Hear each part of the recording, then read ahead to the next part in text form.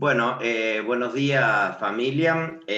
Soy el doctor Mario Polakov y en nombre de la Sociedad Argentina de Pediatría de Córdoba queremos darles la bienvenida para este evento, este ciclo de charlas que venimos desarrollando con la participación de los comités constitutivos de nuestra organización. Para nosotros es una gran alegría realizar este tipo de actividades abiertas a la comunidad para transmitir saberes y prácticas relacionadas con el cuidado de nuestros niños, y en nombre de ellos queremos darle a ustedes, papá, mamá, familia, las gracias por estar, por comprometerse y por asumir este cuidado responsable. En el día de hoy vamos a hablar sobre un tema realmente trascendente que son los primeros auxilios, esos cuidados iniciales que tenemos que brindar a nuestros niños cuando ocurre algún incidente imprevisto y que nos obliga, por un lado, al conocimiento de los saberes necesarios para definir cuál sería una conducta a tomar, que siempre tiene que ser inmediata, pero no impulsiva, y no basada en conceptos quizás históricos que nos acompañan, sino también en los conocimientos que nos ha provisto la ciencia, para que de esa forma tengamos un accionario, una conducta apropiada y segura, porque no solo hay que saber qué hacer, sino también hay que conocer qué no hacer para evitar dañar. Así que es un gran placer para nosotros contar con la presencia de quien va a ser disertante en esta charla, que es la doctora Lorena Greca, que es especialista en emergentología pediátrica y también miembro del Comité de Cuidados Críticos de la Sociedad Argentina de Pediatría Córdoba, acompañada también por otros integrantes del comité que van a asumir la coordinación de esta actividad. Así que, Lorena, muchas gracias por estar y te escuchamos. Bueno, buenos días a todos. Muchas gracias, Doc, por la presentación. Voy a pasar a compartir pantalla, así ya empezamos con la charla. ¿Se ve bien? Sí. Sí, Lorena, todo bien. A ver si le puedo correr esto para acá. Ahí, perfecto. Bueno, en primer lugar, agradecer a la gente de la Sociedad Argentina de Pediatría de Córdoba por habernos invitado como comité de emergencia y cuidados críticos a participar en este ciclo de charlas para padres. La verdad que cuando nos llegó la invitación era todo un desafío pensar en hacer una charla para padres y para la comunidad, cuando uno por ahí está más acostumbrado a dar charlas a los médicos de formación o a los propios colegas. Entonces bajar todo un poco la información al conocimiento general fue todo un desafío, pero la verdad que fue realmente muy fructífero y me dio mucha alegría poder hacerlo. No solamente formo parte del Comité de Emergencia y Cuidados Críticos, sino también formo parte del Servicio de la Emergencia del Hospital de Niños Santísima Trinidad de Córdoba, y aparte de todo eso soy mamá. Entonces me parece que también esa visión de madre me ayudó a armar la clase para ver por ahí las situaciones en las que todos por ahí podemos llegar a ser parte y cómo podemos llegar a solucionarlo, ¿sí? Y entonces, para comenzar, me pareció súper importante, esperen que yo veislo, cómo modifico. Ahí está, perdón, ahí voy. Bueno, primero me pareció importante definir esto de los primeros auxilios, digamos, de qué estamos hablando, ¿sí? Y ya lo dijo el doctor Polakov recién, o sea, cuando uno hablamos de primeros auxilios, hablamos de una primera actuación o unas primeras medidas que vamos a tomar frente a nuestros niños que se han accidentado, ¿sí? ¿Hasta cuándo? Hasta que llegue la asistencia médica o hasta que podamos dirigirnos a un centro de salud para que le puedan dar la atención definitiva. Siempre y cuando no empeoremos la lesión que nuestros niños tienen, ¿sí? Por eso es muy importante saber qué hacer y saber qué no hacer, ¿sí? ¿No? Nos ha pasado muchas veces, por ejemplo, en pacientes que se han intoxicado, que uno, por el afán de querer ayudarlos, los hacen vomitar, o en el caso de niños que han tenido algún accidente importante, el hecho de querer movilizarlos. Bueno, son todas actuaciones que muchas veces pueden llegar a empeorar la lesión misma que tiene el niño. Entonces es muy importante saber actuar, saber qué hacer, y saber que uno tiene que tratar de no empeorar lo que ya le pasó a nuestros niños.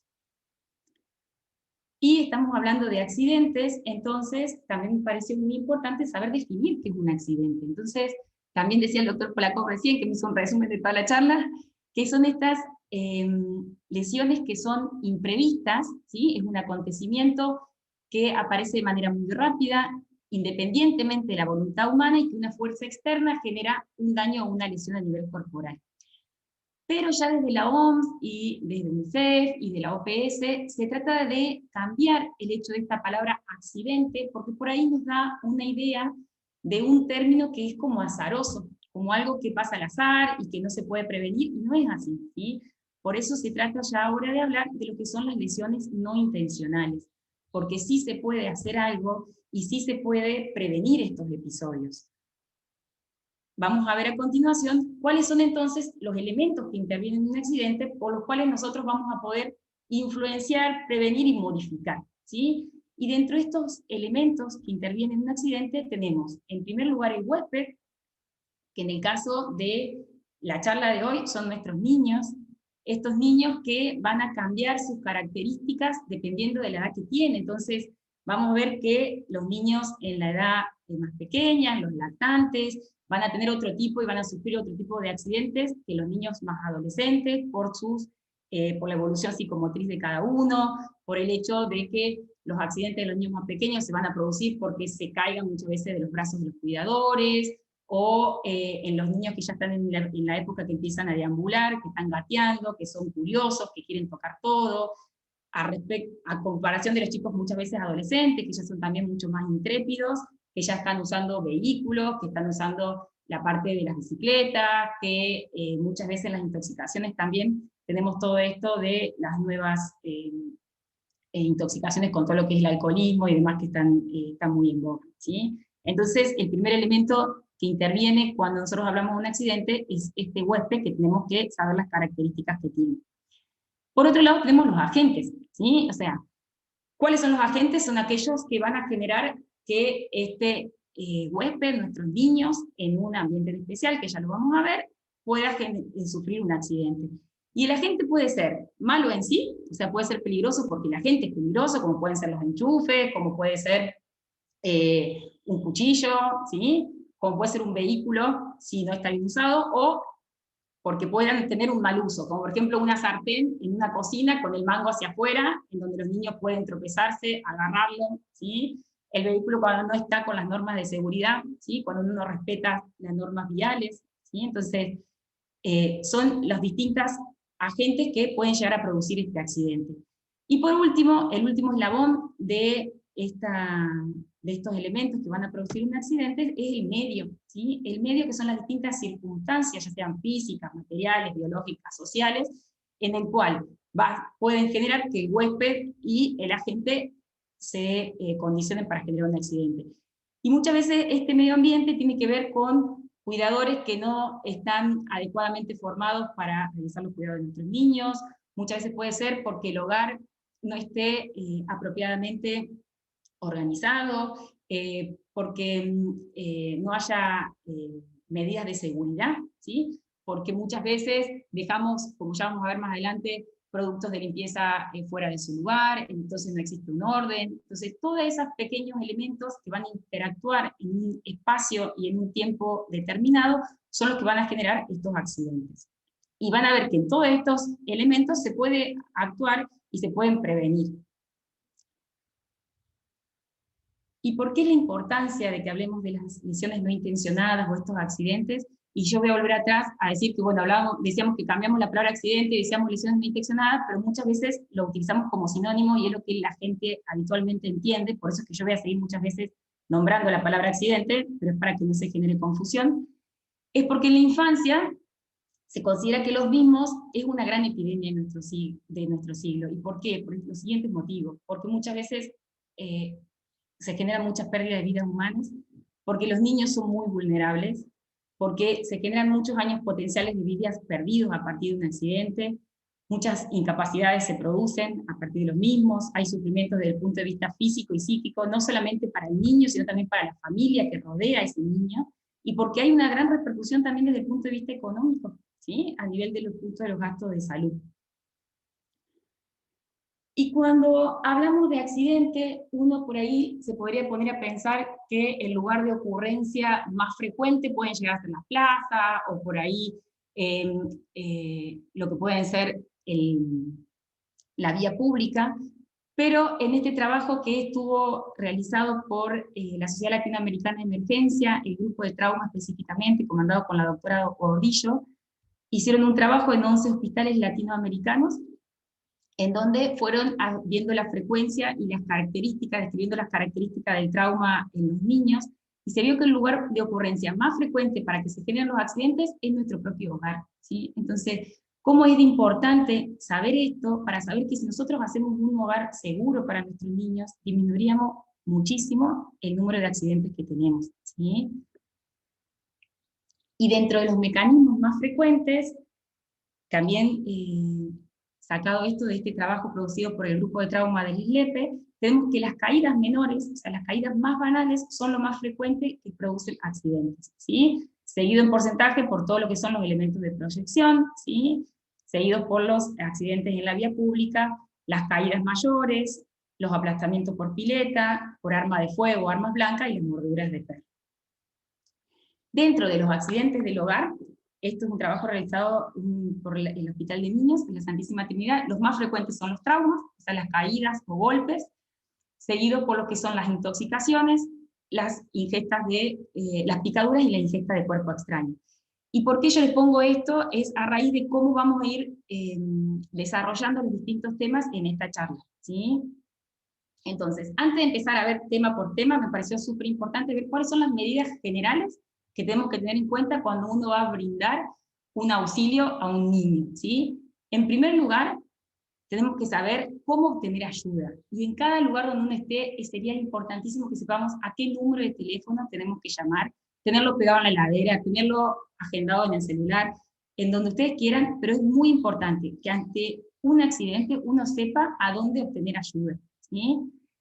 El segundo punto, que para mí es el más importante de todo, es mantenerse tranquilo y no perder la calma, ¿sí? Y aunque parezca algo que es obvio, uno, y esto lo digo como madre, cuando ve que nuestros niños se accidentan, lo primero que hace muchas veces es perder la calma, es ponerse ansioso, es llorar, salir gritando, y eso no hace bien, ¿sí? Porque nuestros niños ven en nosotros, nuestros seres que les generamos protección, que los vamos a ayudar, que les vamos a dar una respuesta, y si ellos ven que nosotros no estamos tranquilos, ellos tampoco van a estar tranquilos, ¿sí?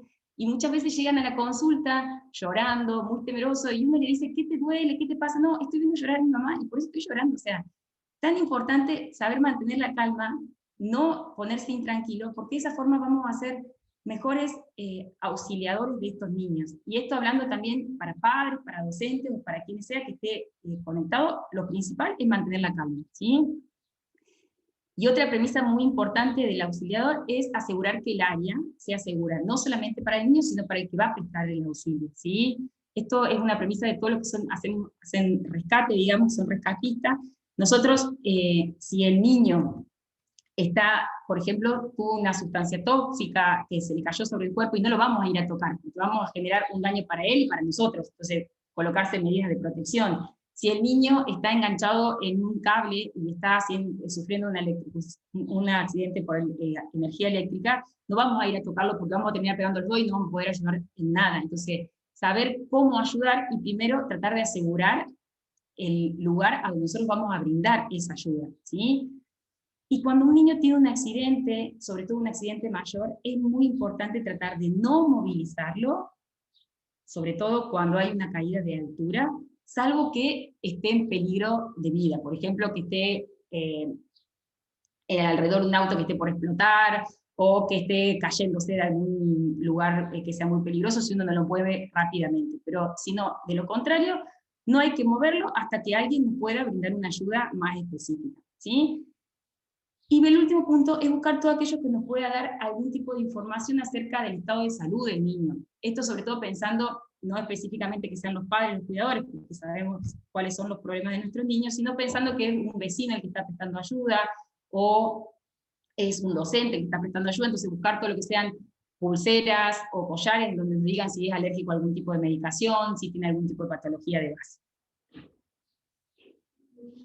Entonces, ya para entrar en cada uno de los temas específicamente, el primer tema que elegí para que pudiéramos charlar es acerca de las caídas o los golpes, ¿sí? ¿Y por qué? Porque ya vimos todo anteriormente que son las lesiones más frecuentes en los niños. Si uno ve desde el punto de vista epidemiológico, los varones son más susceptibles que las niñas a sufrirlo porque naturalmente son más intrépidos y son más osados y son muchas veces los que tienen mayores accidentes por estas causas. Y dentro del grupo etario, los que más sufren accidentes son los niños pequeños y los adolescentes. Y como decíamos anteriormente, las causas van a variar según la edad que tengan los niños. Entonces, en aquellos niños menores de 2 años, vamos a ver que los accidentes que pueden llegar a tener son por caídas desde mueble o brazos de sus cuidadores, o las escaleras. En los niños hasta los 4 años de edad, volvemos con estos mecanismos desde la caída de la escalera, de las ventanas, de los balcones. Son ávidos a investigar, a inspeccionar, a tratar de ver cómo divertirse, entonces siempre se pueden trepar, se trepan, de hecho, a todos lados, a los muebles, a los equipamientos de juegos, los que son los toboganes, las calecitas, ¿sí? Y en los niños mayores de 4 años y adolescentes, todo lo que son los equipamientos deportivos, las bicicletas, las caídas de altura de techo o muros. Y dentro de estas caídas o golpes, realmente ampliamente lo más frecuente que tenemos como motivo en los centros de salud y en nuestras emergencias son los traumas de cráneo. ¿Y a qué definimos trauma de cráneo? A cualquier golpe que se produzca a nivel de la cabeza o algo que golpee la cabeza, ¿sí? Estos traumas de cráneo, que son realmente una consulta que tenemos muy frecuente y que realmente genera mucho miedo y al frente de los cuidadores, es algo que tenemos que saber cuándo pedir ayuda, cuáles son los signos de alarma y cuándo podemos quedar observándolos en nuestro hogar. El trauma de cráneo vamos a tener distintos tipos de caídas que nos van a orientar hacia cuál es el problema. Y según los tipos de caídas, tenemos aquellas caídas que son menores o de baja altura, o aquellos traumas de cráneo que se producen por caídas mayores o de altura. En este trabajo también realizado por el grupo de SLEPE, vemos que las caídas menores, las más frecuentes son por caídas de la propia altura, cuando el niño se tropieza o es empujado por otro compañero. Las caídas desde la cama son consultas súper frecuentes, o de la cama de los padres, o de las propias camas, y que dependiendo de la edad va a depender si es caída menor o mayor, porque muchas veces con los somier que están ahora, que son todos muy altos, si son bebés pequeñitos y rolan desde la cama, pueden llegar a hacer caídas de altura mayor. También tenemos desde los muebles, de distintos muebles desde el hogar, o mobiliario infantil, desde los coches, desde los benditos andadores, que no sé por qué todavía existen, y otros tipos de caídas. Y como altura mayor tenemos todo lo que son los juegos infantiles, ¿sí? Los toboganes, las calecitas, las hamacas, desde escaleras, hay muchos traumas por escalera porque no tienen las medidas de seguridad que tienen que tener, las camacuchetas, las sillitas de comer. Qué cosa esta de que ponemos a los niños en la silla de comer y que piensan que los chicos se van a quedar quietos, y los chicos nunca quedan quietos, los niños son ávidos de investigar por naturaleza y siempre se están parando y quieren alcanzar algo, y las caídas por silla de comer son muy frecuentes y también son muy peligrosas, ¿sí? Desde los brazos de los cuidadores, desde árboles, ¿sí? ¿Y cuáles son los signos de alarma que tenemos que tener en cuenta para alertarnos de que ese niño que sufrió un trauma de cráneo puede estar necesitando una ayuda mayor? En primer lugar, esta ganas de dormir intensamente o esa dificultad para despertarse. Primero, desmitificar esto de que el trauma de cráneo no se puede dormir. O sea, si el niño está en su horario de dormir o estuvo una jornada muy cansada y quiere dormir, se puede dormir, ¿sí? Una cosa es dormirse con un sueño habitual y otra cosa es ese sueño que uno no lo puede despertar, ¿sí? Ese dormir profundo. ¿Ah? Obviamente que si tuvo un trauma de cráneo, tiene un dolor intenso a nivel de la cabeza, ¿sí? Pero si este dolor persiste en el tiempo, y a pesar de que le demos analgésico, no cede, es un motivo de consulta, ¿sí? Los vómitos Y yo no les voy a decir el número de vómitos. Si el paciente tiene un trauma de cráneo y tiene vómitos, tiene que asistir a una consulta, ¿sí? Porque es un signo de alarma que puede estar pasando algo adentro de la cabecita. Pérdida de conocimiento o desorientación, si llega a haber algún tipo de movimiento anormal o convulsiones, debilidad a nivel de las extremidades. Cuando son chicos más chiquititos, el hecho de que esté irritable o que tenga un llanto inconsolable nos habla de dolor, porque ellos no pueden referir el dolor. ¿Sí? Entonces ese niño que no se calma es un signo de alarma para nosotros que puede estar pasando algo más o algo más grave. Si hay alguna alteración a nivel de la visión, o vemos esto como más específico, pero algún diferente tamaño a nivel de las pupilas, o aparece sangre a nivel de lo que es nariz, o el conducto auditivo, o algún tipo de otro líquido que salga por estos orificios, hay que hacer una consulta. Entonces, ¿qué hacemos ante un golpe en la cabeza? ¿Qué hacemos ante un trauma de cráneo de nuestros niños? Primero, lo vamos a vigilar, ¿sí? Le vamos a dar el auxilio, lo vamos a mantener tranquilo y lo vamos a vigilar desde el momento que sufrió el golpe y vamos a tratar de tener en cuenta en qué horario se produce el golpe, porque si llegamos a hacer una consulta en la emergencia, eso es para nosotros muy importante, ¿sí? Mantenerlo en un ambiente tranquilo y silencioso, con la cabeza elevada, es súper fundamental. Con esto de que el niño no se puede dormir, que en trauma de cráneo el chico tiene que mantenerse despierto, tiene que estar alerta. Hemos visto muchas consultas con los chicos que vienen con los celulares, los padres amarreándolo. Eso no está bien, ¿sí? Esa cabeza tuvo un cimbronazo, tuvo un trauma, tuvo una lesión. Tenemos que bajar un poco todos esos decibeles y todos esos estímulos externos, que lo único que van a hacer es, muchas veces, prolongar los síntomas que ya tenemos, como son la cefalea o los vómitos, ¿sí? Entonces, mantenerlo en algún ambiente tranquilo y silencioso, ¿sí? Aplicarle frío local en donde sea el lugar del golpe, siempre hielo nunca directo, sino envuelto alrededor de un trapito, ¿sí? Se le puede ofrecer algo de líquido, pero lo ideal es que trate de no comer, por si tiene que hacer una consulta hospitalaria y necesitamos hacer algún tipo de estudio complementario, o requiere alguna medida de intervención rápida, es muy bueno que no ingiera nada por el ayuno que necesitamos para poder hacerlo, ¿sí? Obviamente, como hablábamos anteriormente, si se sospecha una lesión muy importante, no mover al niño, ¿sí? Y pedir ayuda hasta que alguien pueda ayudarnos. Y en el caso que haya alguna herida cortante, poder hacer primero el lavado de esta herida, comprobar que no haya nada incrustado, ¿sí? Si hay un objeto, un cuerpo extraño que esté muy incrustado, no se toca, eso ya lo vamos a ver a posteriori en la charla, pero si hay alguna arenilla por el golpe y el impacto que tuvo el niño, o algún pedazo de vidrio, eso se puede ir sacando con el mismo lavado. Si la zona duele, hay que administrar analgésico, ¿sí? Esto de que si el niño tiene fiebre, no le demos el antitérmico porque es mejor cuando lo vean en la guardia, o si el niño tiene dolor, que no le demos analgésico porque es mejor si sabe dónde duele. No es así, o sea, nosotros vamos a saber, ustedes quédense tranquilos que lo vamos a saber, pero es muy importante que el niño esté tranquilo y que no sufra dolor, ¿sí? ¿Y cuándo consultamos en la emergencia entonces? Primero, tener en cuenta el mecanismo del golpe. Por supuesto, que si el niño tropieza y se cae a su propia altura, y nosotros lo observamos, y no tiene ninguno de los signos de alarma que dijimos anteriormente, es un niño que podemos ir observando en nuestro hogar. Pero si vemos que se cae desde un tobogán, desde un castillo de estos inflables, que es un niño que se cae de una cucheta, independientemente que presente ningún síntoma, es un niño que tiene que consultar en la emergencia, ¿sí? Porque los síntomas pueden aparecer a posteriori, ¿sí? Como decíamos anteriormente, si presenta vómito, sea 1, sea 3, sea 4, lo que sea, es un niño que tiene que ser valorado y observado en la emergencia. Si presenta algún tipo de herida cortante, ni hablar si pierde el conocimiento, si presenta algún tipo de movimiento anormal o convulsiones, sangrado en nariz, oído, o si este dolor de cabeza o cefalea persiste intensamente a pesar de los analgésicos, ¿sí? Nosotros en la emergencia solemos observarlos a todos los traumas de cráneo, entre 4 y 6 horas, y ver evolutivamente que todos estos síntomas que tenemos vayan cediendo, ¿sí? Y entre otros de los causas más frecuentes de consulta cuando hablamos de caídas o golpes son las fracturas, ¿sí? ¿Y qué es la fractura? Es una lesión en la cual el hueso está roto, hablando así rápido y pronto, ¿ah? ¿Y qué síntomas vamos a tener si realmente se rompió un hueso, ¿sí? Si se genera una fractura? Y vamos a tener un dolor que aumenta cuando este miembro se moviliza, ¿sí? Muchas veces podemos ver la deformidad que se genera en el miembro, y esta impotencia funcional, o esa dificultad que tenemos para mover el miembro, de manera parcial o total, o sea que directamente no podemos moverlo, ¿sí? Entonces eso nos da la impresión de que este niño tiene una fractura. ¿Cuáles son los signos de alarma frente a esto? Que haya alguna deformidad en el miembro, que el miembro esté acortado justamente por esta deformidad, que se genere una fractura abierta. ¿Y qué hablamos cuando hay una fractura abierta? Cuando más allá de esta deformidad vemos que haya una herida por sobre esta lesión, ¿sí? Una herida cortante que nos habla de que esta fractura puede estar abierta.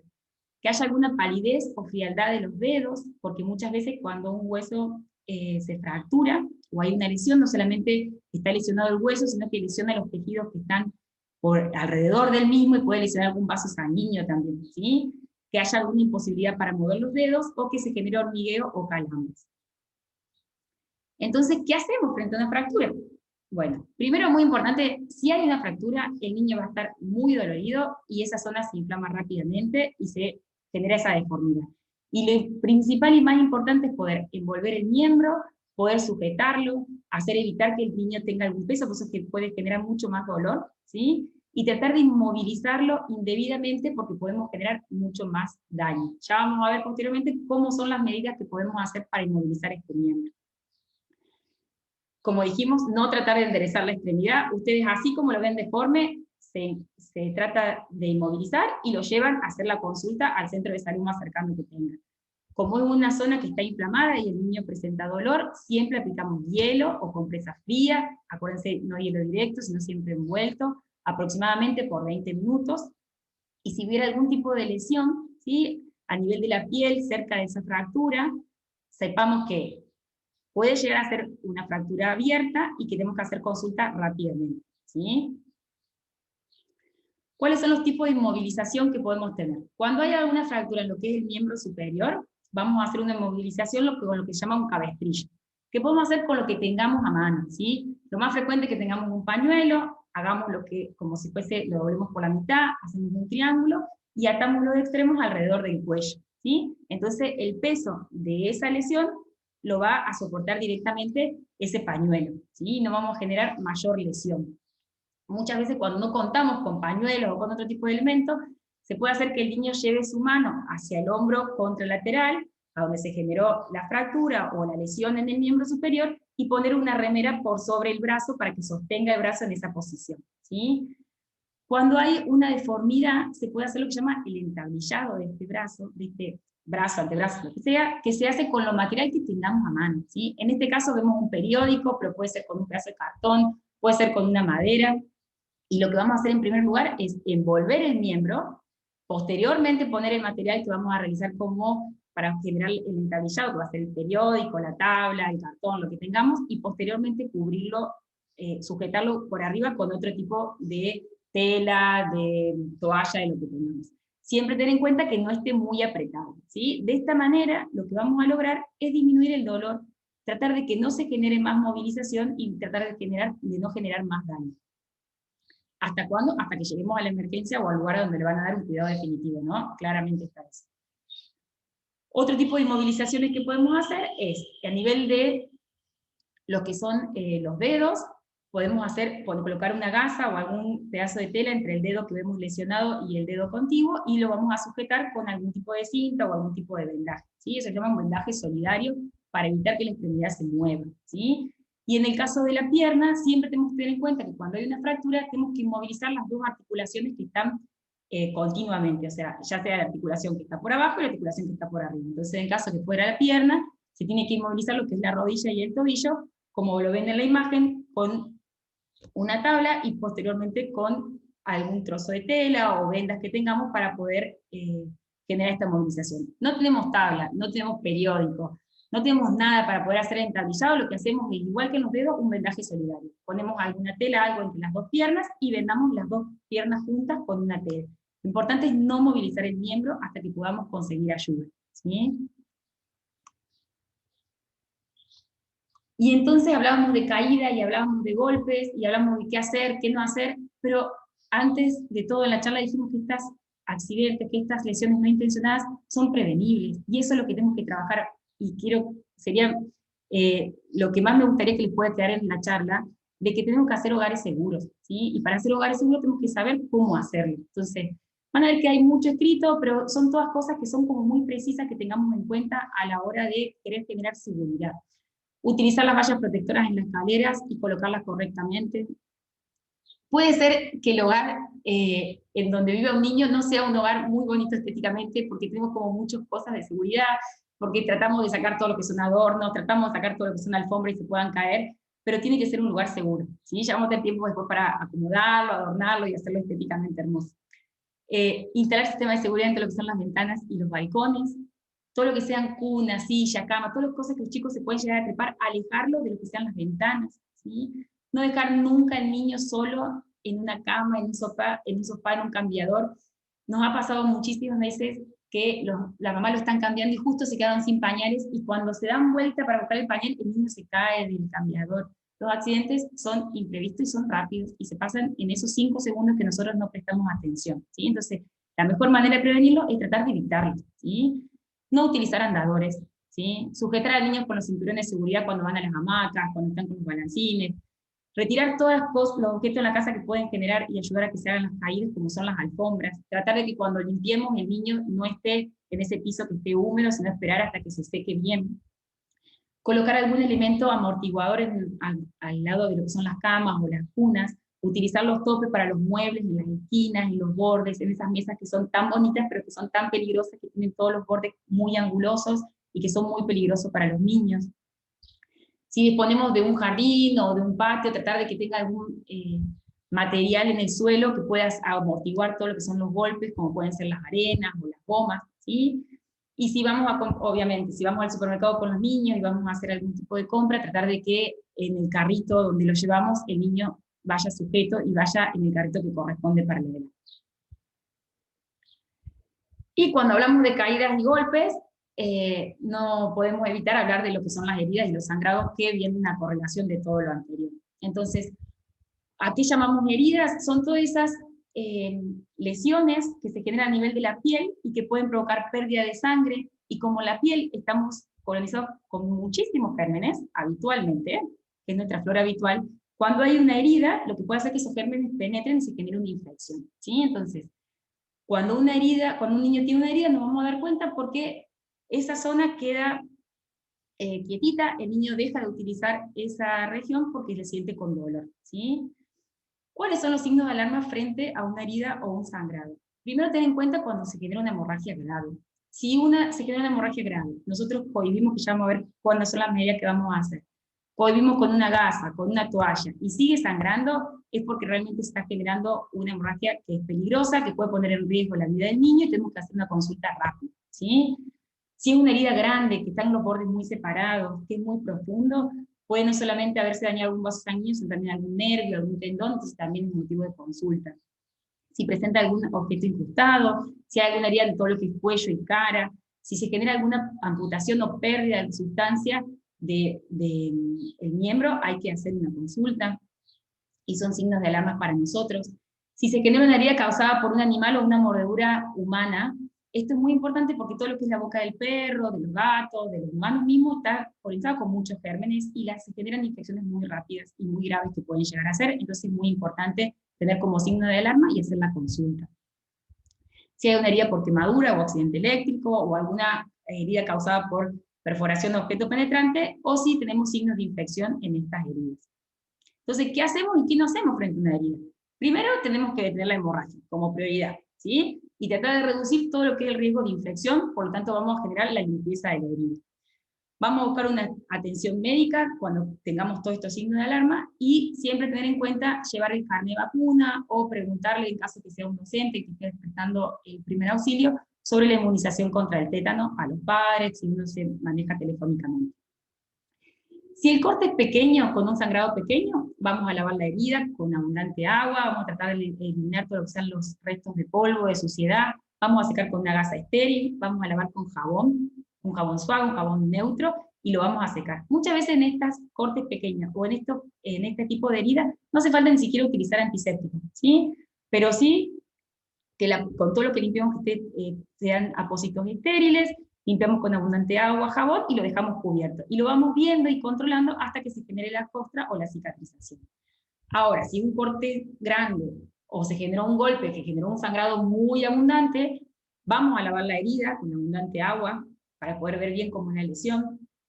Y acá vamos a empezar a hacer algún tipo de maniobra que nos va a ayudar a que el niño llegue en mejor estado hasta que hagamos la consulta en la emergencia, porque claramente está que si el corte es grande o está generando mucho sangrado, tenemos que hacer una consulta, ¿sí? En primer lugar, vamos a colocar una gasa estéril y vamos a generar presión sobre el lugar de la herida. Eso es fundamental y es muy importante. Con lo que tengan a mano, con gasa, con toalla, con trapo, con la misma ropa, uno tiene que generar una presión por encima de la zona que está sangrando. Si posteriormente a los 5 minutos la zona sigue sangrando, hay que usar algún tipo de otra maniobra, como puede llegar a ser el torniquete, ¿sí? Y este torniquete ha salvado muchas veces vidas, y cuando lleguen al hospital, el niño está mucho más estable que lo hubiese estado si uno no hubiese tenido ningún tipo de medida para hacer.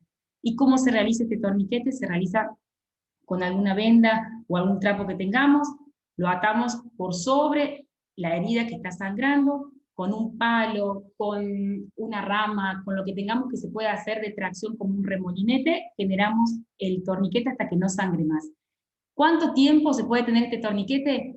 Y yo les diría que 1 a 2 horas. Ustedes no se pongan límites de horario. Ustedes hacen esa medida y lo llevan al centro de salud más cercano, que ahí van a saber cómo seguir con las medidas para poder ayudar a sus niños, ¿sí? Pero saber hacer bien un torniquete es una medida que salva vidas, ¿sí?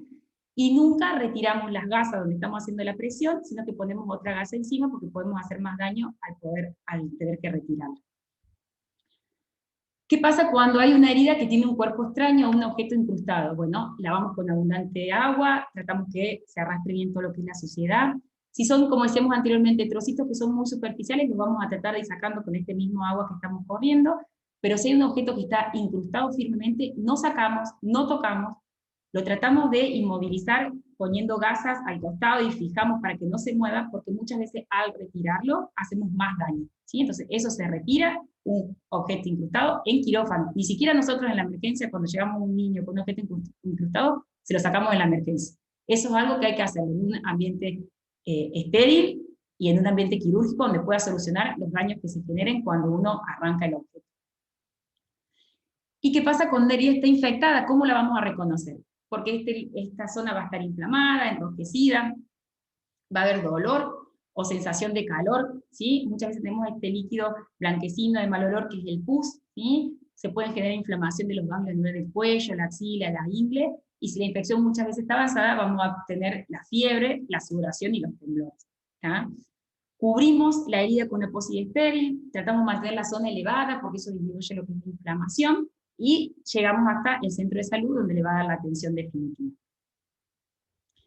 Y entonces terminamos con lo que eran caídas y golpes y pasamos con otro apartado que es muy frecuente en la consulta, que son las quemaduras, ¿sí? Y las quemaduras son estas lesiones que se generan por el contacto directo de calor a nivel del cuerpo y que pueden ser a través de corriente eléctrica, radiación o agentes químicos. Y por lejos, las quemaduras con agua caliente son la consulta más frecuente que tenemos de los niños. ¿En qué momento se produce? Generalmente en los niños más pequeños, en los lactantes, generalmente son porque ingieren productos muy calientes, o porque cuando vamos a hacerles los baños, el agua está muy caliente, y ni hablar de los niños que ya empiezan a gatear y a deambular, que son sumamente chumas, curiosos, quieren tocar todo, llevan toda la boca, y no hay nada más preciado para ellos que son los objetos que están a nuestro alcance. Cuando uno deja una plancha, cuando va al horno, tocar la tapa del horno, cuando hay un mantel, querer tirarlo para poder alcanzar lo que está arriba y poder ver lo que está arriba, y en esos pequeños actos se generan todo lo que son las quemaduras. ¿Cómo las clasificamos a las quemaduras? Esto es algo muy básico, pero es como para que tengan en cuenta qué tipo de lesión tienen nuestros niños. Tenemos por un lado las quemaduras de primer grado, lo que se afecta a la capa más superficial de la piel. Son quemaduras que son rojas, son brillantes, son muy, muy dolorosas, y el ejemplo más clásico es la quemadura solar. No les puedo decir lo que es recibir un niño en la emergencia por una quemadura solar, el dolor que nos causa a nosotros como pediatras y como padres cuando es algo que se puede llegar a haber prevenido respetando los horarios del sol y poniendo los protectores como corresponde. Las quemaduras de segundo grado lo que se afecta son las capas, no solamente superficial, sino también más profundas, son también muy dolorosas, y son las clásicas quemaduras que generan estas ampollas, ¿sí?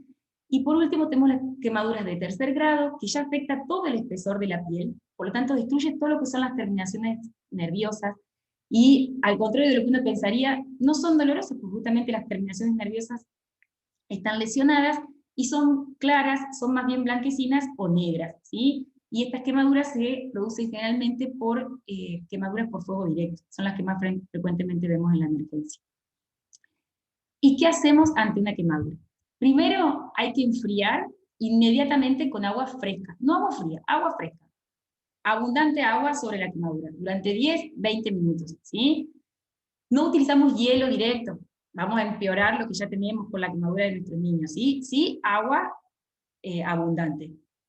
Si el niño está en llamas, evidentemente tenemos que apagar eso, que va a ser colocándole mantas por sobre el niño, o lo hacemos rodar sobre el pasto, ¿sí? Y luego colocamos todo este agua fría. Todas estas son medidas que ustedes van a realizar en sus domicilios o en el lugar donde pasó el accidente, hasta que puedan llevarlo a un centro de salud, ¿sí? Eso siempre se los recuerdo porque no es algo para que ustedes manejen en sus hogares, ¿ah? Retiramos toda la ropa del área quemada, si no es que está pegada en la piel. Si está pegada en la piel, lo va a retirar la persona que va a hacer la curación definitiva. Y finalmente observamos, ¿sí?, si esta quemadura es pequeña y superficial y solamente está la piel roja, se puede colocar algún tipo de crema hidratante y vigilamos, pero si es una quemadura más profunda y genera mucho dolor o tiene ampollas, hacer la consulta, ¿sí? Siempre, como decíamos anteriormente, tratamos el dolor con analgésico, y si estas quemaduras están exudando algún tipo de líquido, colocamos alguna gasa por sobre la quemadura, muy suave, sin apretarla para que no se pegue, hasta que llegamos a hacer el cuidado definitivo, ¿sí? Y un apartado especial son las quemaduras eléctricas. Entonces, ¿qué hacemos en este caso? Primero desconectamos la corriente eléctrica. Si el niño está conectado a la fuente de electricidad, no tocamos sin protección, como decíamos anteriormente cuando empezamos la charla. No vamos a hacer más daño si queremos sacar al niño con nuestras propias manos, vamos a quedarnos pegados y no vamos a hacerle ningún bien. Entonces siempre buscar algún medio que no sea transmisor de electricidad, para poder separarlo primero de la fuente. Apartamos al niño de la fuente. Siempre son lesiones que tienen que ser vistas del centro de salud y tienen que recibir atención médica. Entonces solamente lo apartamos y lo llevamos a hacer la consulta médica. ¿Qué no se debe hacer en una quemadura? Nunca utilizar hielo para enfriarla de manera directa. No la frotamos porque generamos mayor daño, entonces solamente tiene que correr el agua por sobre la quemadura. Si se generaron las ampollas, no se rompen las ampollas, porque dijimos que la piel está llena de gérmenes, y si rompemos esa ampolla se puede sobreinfectar, ¿sí? No retiramos la ropa si está pegada a nivel de la piel, y nunca jamás aplicamos pomadas, dentríficos, manteca y todo esto que decía el doc al principio, de que hay ya como un mito de que hay que hacer en las quemaduras. Porque cuando ese niño vaya a recibir una consulta, realmente para nosotros es mucho más engorroso tratar de sacar toda esa capa de dentrífico, de manteca y de distintas cosas que uno le quiso poner, obviamente siempre pensando que uno está haciendo el bien, pero realmente no lo está haciendo, y generamos más dolor al tratar de retirarla en la quemadura de los niños, ¿sí? Cuando consultamos la emergencia, si es pequeña y superficial, podemos manejarla en la casa, dijimos anteriormente, con una pomada y ir controlándola. Pero si esa quemadura es pequeña y superficial se pone muy roja, se inflama, podemos pensar que se está infectando, entonces hay que hacer la consulta en la emergencia. Si exuda, o sea, si saca líquido a nivel de la quemadura, o las características, si es una quemadura que ya es muy profunda, o si hay muchas ampollas y está muy extendida a nivel del cuerpo, y hay zonas especiales que sí o sí tienen que recibir atención. Todo lo que es manos, todo lo que son extremidades, las articulaciones, los genitales, la planta del pie, todo lo que es rostro, ¿sí? Si las quemaduras son circunferenciales, o sea, afecta toda la circunferencia del miembro, tienen que recibir una atención en un centro de salud, ¿sí? Y obviamente, como decíamos anteriormente, si son producidas por electricidad, por una sustancia cáustica, o sea, por algún tóxico o fuego, tiene que también recibir atención en un centro de salud. ¿Cómo prevenimos? Y tenemos cuidado cuando haya la posibilidad de un líquido caliente, café, té. Siempre alejamos a los niños de lo que son los radiadores, las planchas, los encendedores, ¿sí? Los fósforos. Comprobamos que la temperatura del baño antes de meter al niño sea la adecuada, y nunca los niños idealmente tendrán que estar en la cocina cuando nosotros estamos cocinando, ¿ah? Y mantener todo esto, que son medidas que parecen muy tontas, de cuando estamos cocinando, que los mangos de las sartenes estén hacia adentro, Trata de no utilizar manteles, porque uno cuando utiliza el mantel en la mesa, los niños tiran y se tiran las cosas encima, ¿ah? Y tener el cuidado de poder prevenir que ese niño puede llegar a sufrir un accidente por quemadura en los 2 segundos que nosotros no estuvimos vigilándolo o no estuvimos al lado de ella, ¿sí? Bueno, vamos, espero que vayamos bien, es muy difícil esto de hablar sin poder interactuar con ustedes, pero bueno, yo voy siguiendo, me paran en lo que puedan necesitar y a lo último hacemos las preguntas. Vamos a hacer otro de los temas que es una consulta muy habitual en la emergencia y que hay muchísimas cosas que podemos hacer para poder prevenirla y que es muy importante tener un buen accionar, que son las intoxicaciones. ¿Y cuándo definimos las intoxicaciones? Aquella exposición de un niño a una o varias sustancias que son tóxicas o que pueden serlo en determinadas condiciones, ¿sí? La vía más frecuente en la intoxicación es la vía oral, pero también puede ser por contacto o por inhalación. Y los productos más frecuentes que generan intoxicaciones son los medicamentos y los productos del hogar de limpieza, ¿sí? Y volvemos a todo esto, que nuestra casa es el lugar donde más se generan los accidentes, entonces tenemos que hacer casas y hogares seguros para nuestros niños. ¿Y qué podemos encontrar en este hogar? Bueno, que puede llegar a ser tóxico. En el dormitorio todo lo que son los tabacos, los medicamentos, los esmaltes de uñas, los quitaesmaltes, los maquillajes. Cuando vemos lo que es el baño, todo lo que son medicamentos, que muchas veces guardamos los botiquines, los limpiadores para el baño, la ducha, los jabones, perfumes, lociones. En la cocina, el lugar donde más podemos llegar a tener accidentes y que realmente es un peligro para los niños, que son los limpiadores de horno, las pastillas de lavavajillas, las lavandinas, las bebidas alcohólicas, los insecticidas, y en todos estos lugares donde tenemos... guardamos todo lo que nos sirve, muchas veces en los garajes, en los jardines, en los testeros, los anticoagulantes, las plantas, pinturas, combustibles, alcohol de quemar, el aguarrás, ¿sí? Miren cuántos peligros podemos tener en nuestro hogar, ¿sí? Y por eso es muy importante, a ver si me callé, ahí está, mantener siempre estos productos fuera de la vista de los niños, ¿sí? Preferentemente en un lugar alto y que se pueda cerrar. Ahí vamos, ahí está. Entonces, ¿cuáles van a ser nuestras primeras medidas? ¿Cómo podemos auxiliar y ayudar a nuestros niños que sufrieron una intoxicación? Van a ver que yo hablo muy en general, porque no me quiero meter mucho en el tema, pero sí algunas medidas que es importante que ustedes tengan en cuenta para ayudar a los niños que cuando se han intoxicado. Si el tóxico se ha tomado por boca, ver si el niño está inconsciente, desvanecido, nosotros vemos que respira con dificultad, ni hablar si el chico está convulsionando, rápidamente llevarlo al centro de salud. Ahora, si el niño está consciente, está respirando bien, comprobamos que pueda tragar, nunca, jamás provocamos el vómito, ni administramos sustancia para que el niño vomite, porque podemos generar mucho más daño, y tratamos de identificar el producto que ingirió, cuánto ingirió, y el tiempo transcurrido desde que lo ingirió hasta que hacemos la consulta en la emergencia. Para nosotros eso es muy valioso y es muy importante, ¿sí? Siempre, lo que ha ingerido, si fue una pastilla, un medicamento, un producto del hogar, ustedes lo llevan consigo a la emergencia porque para nosotros es un dato muy valioso. Si el tóxico se ha inhalado, el niño se ha intoxicado por inhalar algún tóxico, lo importante en primer lugar es sacarlo del lugar donde se generó la intoxicación o abrir todo lo que son las ventanas, ventilar bien todo lo que es el lugar. Como decíamos anteriormente, si el niño está inconsciente, desvanecido, no respira con dificultad, sin dudarlo rápidamente lo vamos a llevar a un centro de salud y tratamos de identificar cuál fue la sustancia que inhaló y el tiempo al cual el niño permaneció expuesto a esa sustancia. Mientras que si el tóxico ha entrado en contacto con los ojos, lo primero que vamos a hacer es sumergir el niño con agua templada durante por lo menos 15 minutos, que no esté caliente. Se puede hacer con el chorro directo de agua, como para poder generar un lavado rápido de eso que generó el contacto, la irritación del ojo del niño. Nunca tratamos de forzar la apertura ocular, que el niño trate de parpadear solito, y nuevamente identificamos el producto y cuándo ocurrió el contacto.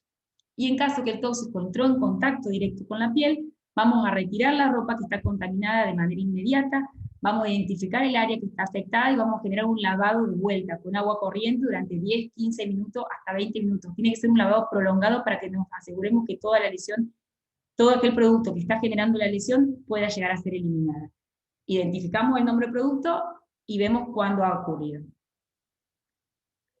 ¿Qué cosas hacemos y qué cosas no hacemos y cuándo, y qué debo comunicar cuando vamos a la emergencia en cuanto a la intoxicación que sufrió este niño.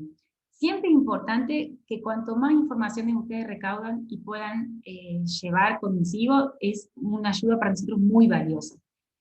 Primero saber qué fue con lo que se intoxicó, cuál fue la sustancia, cuál fue el medicamento. Si por ahí llegan a la emergencia y nos dicen, toma una pastilla rosa chiquita que tiene una ranurita, imposible identificar qué pastilla es. O sea, es muy importante que nos puedan brindar toda la información que tengan a mano, ¿sí? ¿Qué es lo que ingirió?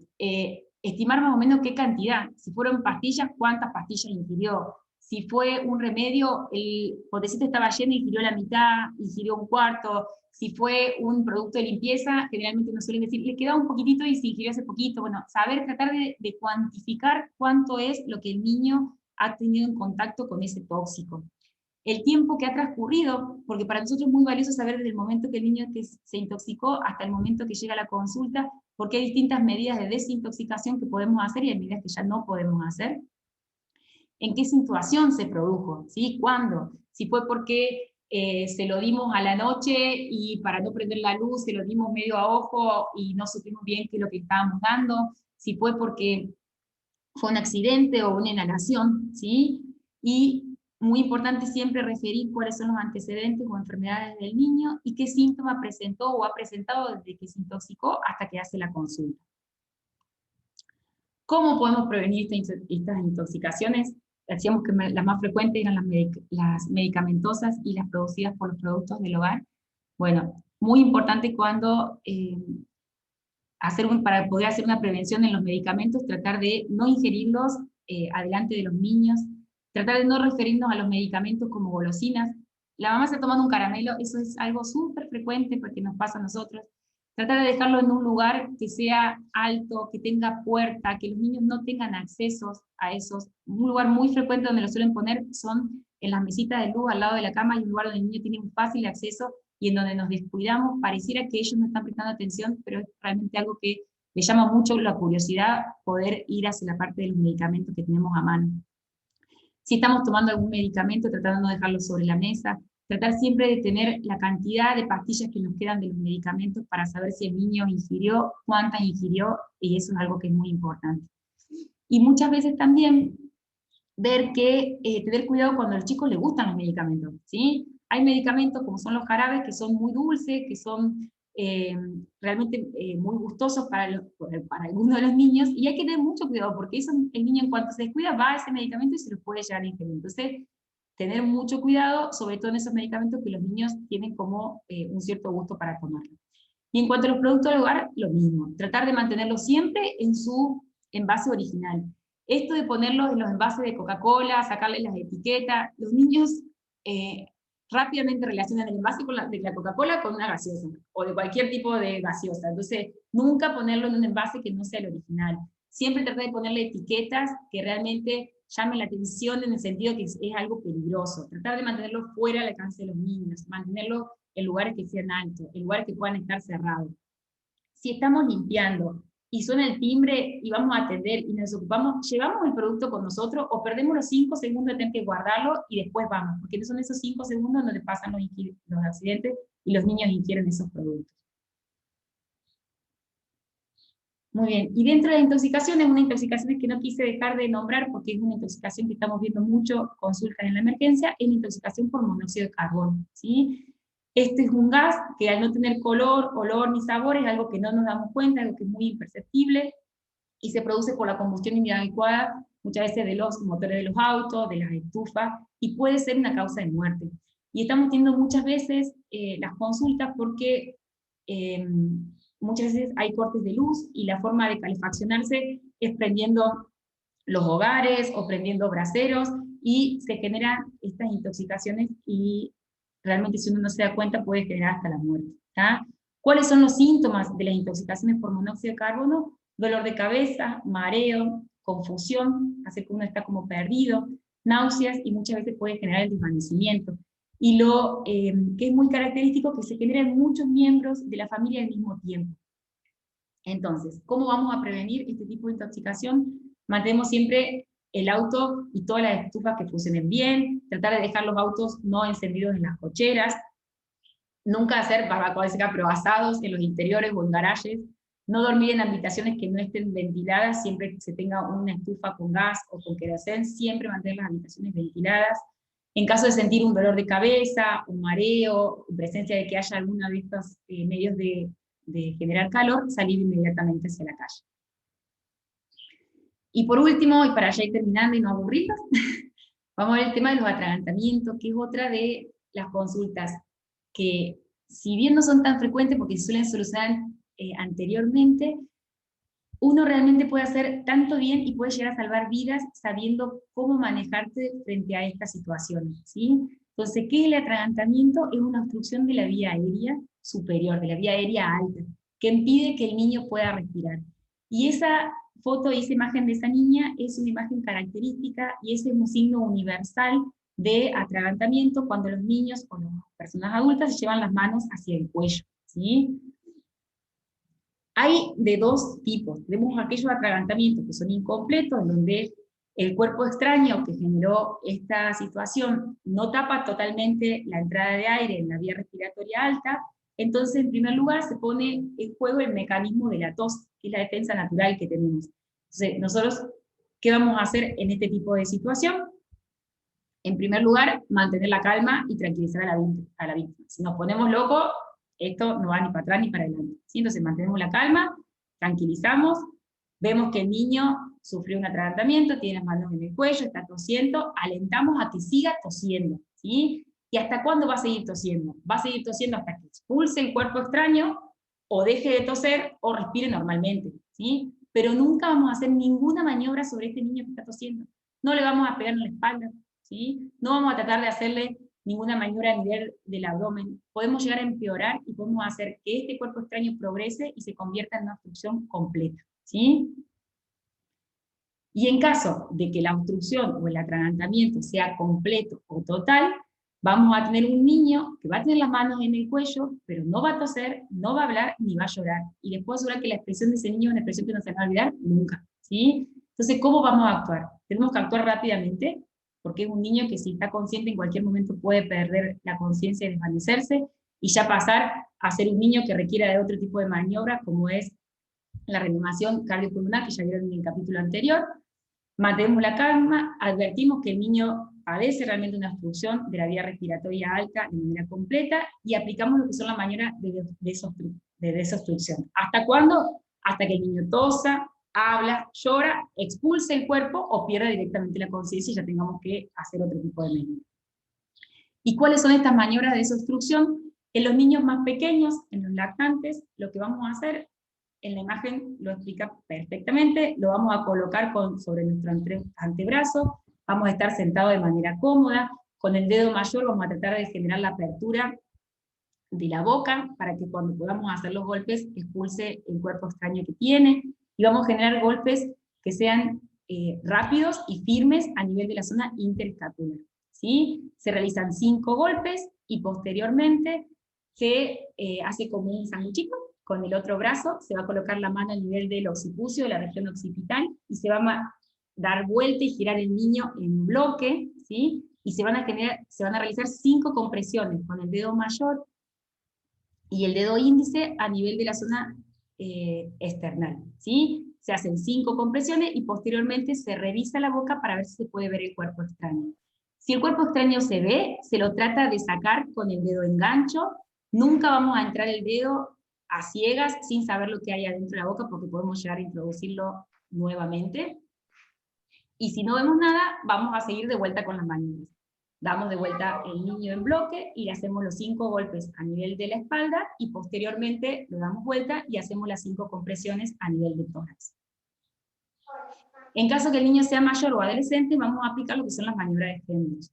En primer lugar, vamos a hacer 5 golpes fuertes en la región interescapular y rápidos, y posteriormente vamos a presionar con compresiones fuertes, rápidas, hacia adentro, hacia atrás, digamos, y hacia arriba, colocando el puño en la región por debajo de la apéndice cifoide, y con la otra mano cubrimos el puño como se ve bien en la imagen. Primero el puño en la región subsifoidea, y posteriormente con la otra mano sujetamos ese puño y hacemos las compresiones. ¿Hasta cuándo? Hasta que el niño tosa, llore, hable o expulse el cuerpo extraño o directamente pierda del todo la conciencia. Entonces, gráficamente tenemos, el niño está con una tos débil, miramos la boca, si el cuerpo extraño se puede ver y está accesible, tratamos de sacarlo. Si es menor de 1 año, hacemos 5 golpes en la espalda y 5 compresiones torácicas y volvemos a revalorar. Y en caso del niño mayor, hacemos 5 golpes en la espalda, hacemos las 5 compresiones abdominales y valoramos siempre si el cuerpo extraño fue expulsado o si tenemos que seguir con estas maniobras. Entonces, ya para ir terminando, recordar que si bien usamos como sinónimos o como palabras muy similares lo que es accidente con lesión no intencionada, saber que no es un hecho azaroso, que realmente es un evento que es prevenible y sobre el cual podemos actuar, y que la prevención hoy en día es la medida más eficaz para poder disminuir la mortalidad de todas estas lesiones no intencionadas y poder cuidar a nuestros niños.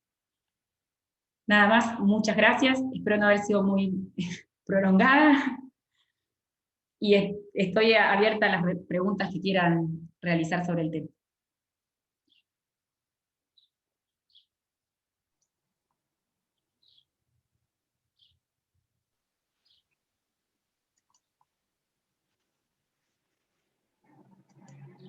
Bueno, Lorena, en realidad, por lo menos por el chat, no han escrito. Creo que ha sido muy claro todo. A lo mejor ahora se animan y escriben algo, o lo pueden decir, tal vez, si quieren. Ahí trato de preguntar. descompartir la pantalla, así... Ahí está. Muy bien. Puedo verlo si alguien... A ver. Te ¿Cómo voy son a las sumar... presiones? Dice, ¿cómo son las presiones de atragantamiento en el pecho? Pregunta Bárbara.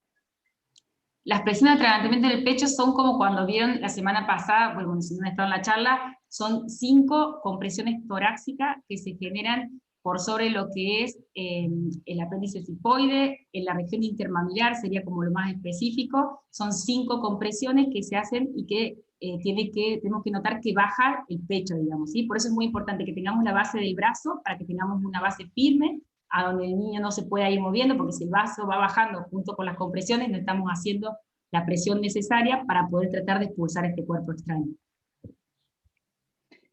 Preguntan también cómo colocar en la boca cuando el bebé se ahoga, los dedos en la boca cuando el bebé se ahoga.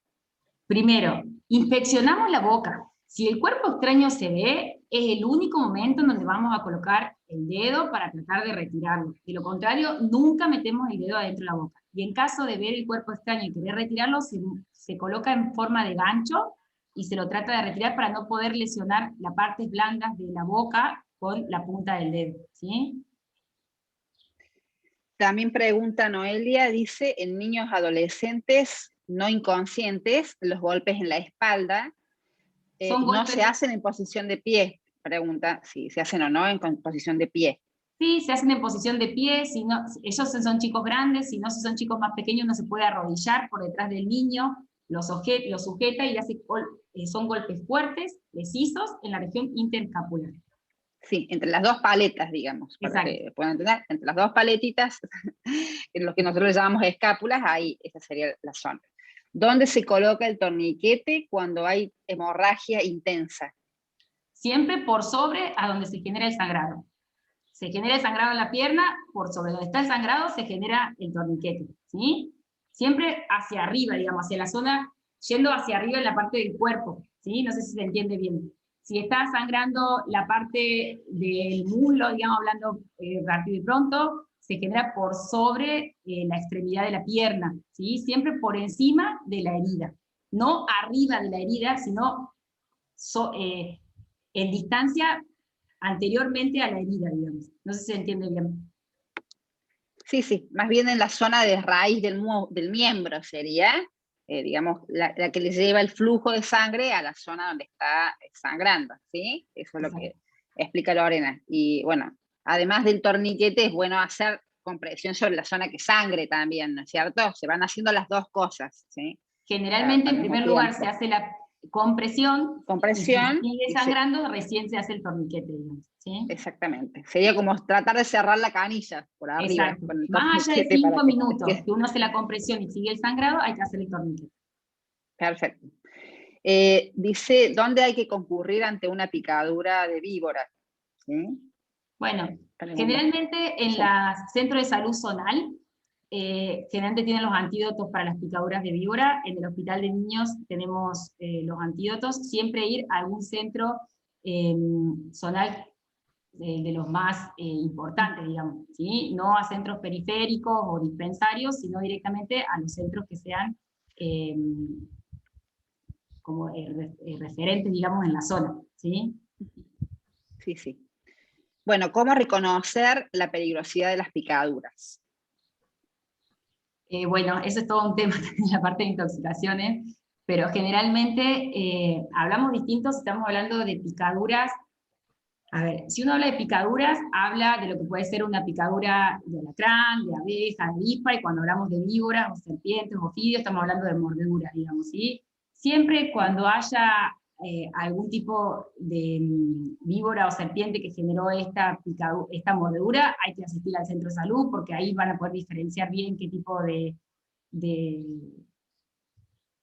antídoto hay que poner o no, ¿sí? Y en caso que sean las picaduras, ¿sí? Cuando es de alacrán, tienen que siempre ir a consultar. ¿Ah? Generalmente las picaduras de alacrán en el momento arden, son murientes, son muy dolorosas, pero no dejan marca, entonces muchas veces uno no tiene el antecedente previo de la picadura, pero posteriormente empiezan los vómitos, la palidez, la sudoración, y hay que rápidamente hacer la consulta al centro de salud. Para que tengan una idea, cuando uno tiene una picadura de un alacrán, dentro de la media hora y la hora puede llegar a presentar los síntomas, y es muy importante pasar el suero antiescorpión rápidamente, y muchas veces en las víboras uno puede esperar hasta un par de horas hasta poder ponerlo. Entonces, siempre la picadura de alacrán es mucho más importante hacer la consulta rápidamente, y muchas veces en las víboras tenemos un poco más de tiempo. Sí, sí. Además, los síntomas que presentan en general van progresando rápidamente. Igualmente, así no tengan síntomas, yo le diría que hagan en consulta en el centro de salud, y más que en el centro de salud, en los centros de referencia, que puedan llegar a tener los antídotos para poder colocarlo de manera precoz. Sí, sí, sí. Son, digamos, situaciones que tienen que consultar, digamos, no queda duda de que tienen que consultar, ¿sí? Que cómo se van presentando los síntomas, bueno, si van siendo cada vez peor, digamos, así que no hay que esperar, ¿sí? Exacto. Bueno, en un niño de 5 años, ¿cómo hacer la maniobra de Heimlich si parado? Pregunta. ¿Sí? Bueno, en un niño de 5 años, como decíamos recién, o sea, la maniobra, el niño va a estar parado, pero como nosotros somos más altos, lo que vamos a hacer, nos vamos a poner de rodilla atrás del niño, con una pierna como si estuviéramos pidiendo la mano, o sea, arrodillados en una pierna, la otra levantada, de manera que pueda hacer de tope contra el niño. Vamos a realizar las 5 compresiones a nivel de o sea, los 5 golpes a nivel de la espalda, y posteriormente las 5 compresiones a nivel abdominales, ¿sí? Pero nosotros, los adultos, arrodillados, ¿sí? Bien. Después pregunta, cuando se ahogan en pileta, si se los encuentra inconscientes, ¿se realiza la misma maniobra de RCP o si hay que hacer otra cosa? No, o sea, los niños que están inconscientes, cuando se produjo un accidente por sumersión, digamos, un accidente en las piletas, hay que hacer RCP, que es todo un tema aparte, o sea, que yo ya creo que ya lo han dado específicamente. Hay que hacer las compresiones y hay que llamar rápidamente al servicio de emergencia para que pueda dar el auxilio correspondiente, ¿sí?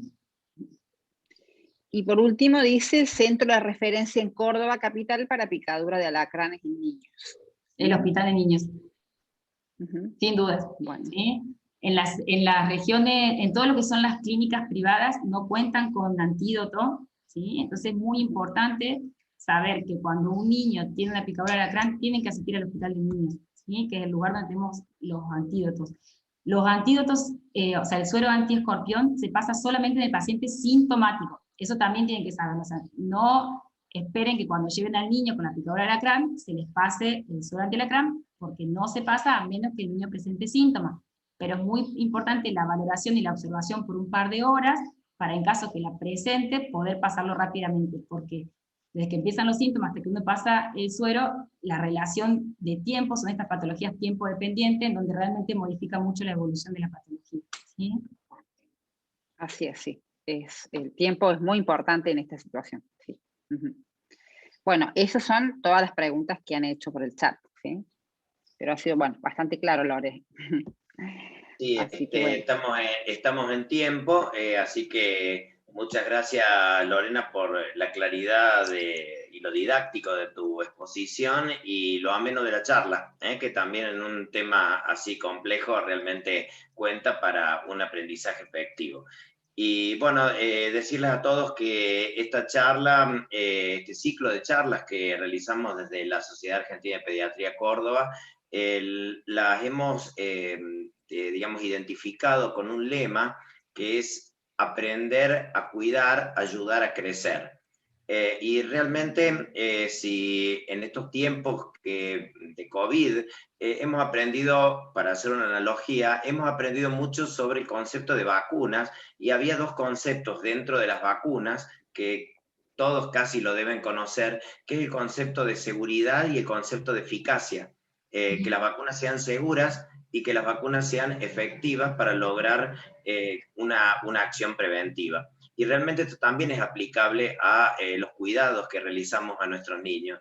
Tenemos que realizar un aprendizaje para darles seguridad, para brindarles todos los elementos de protección, como bien Lorena describió en su exposición, y también ser eficaces como padres para tener una actuación adecuada en el momento que se requiere. Así que ese sería el lema y ese sería el objetivo de esta serie de charlas que vamos a nuevamente editar dentro de 15 días con otro tema, todo relacionado con las cuestiones del cuidado de nuestros chicos. Así que gracias a todos por estar, gracias de nuevo, Lore, Marisa también por el apoyo y la coordinación, y nos veremos, si Dios quiere, dentro de 15 días.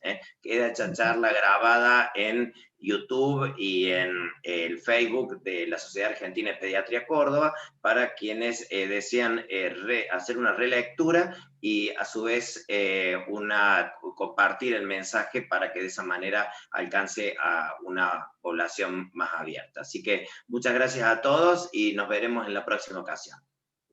Bien, muchas gracias. Hasta luego. Muchas gracias. Hasta luego.